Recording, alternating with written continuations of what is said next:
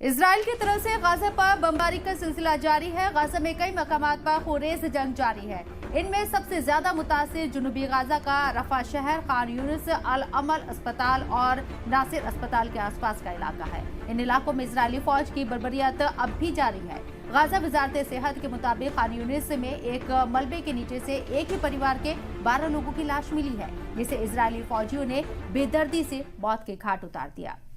इसके अलावा पिछले 24 घंटे के अंदर होने वाले इजरायली हमले में 112 फिलिस्तीनी शहीद जबकि 148 जख्मी हुए हैं। इसी के साथ अब तक शहीद होने वाले कुल फिलिस्तीनियों की तादाद 27,131 तक पहुंच चुकी है, जबकि जख्मी होने वालों की तादाद 66,287 तक पहुंच चुकी है। इसके साथ ही जंग की वजह से गाजा की सूरत-ए-हाल बेहद नाजुक है। इस बारे में UN secretary general Antonio Guterres ने कहा है कि गाजा में 17 लाख लोग बेघर हो चुके हैं, इंसानी निजाम तबाह हो चुका है और लोगों को शदीद भुखमरी का सामना है।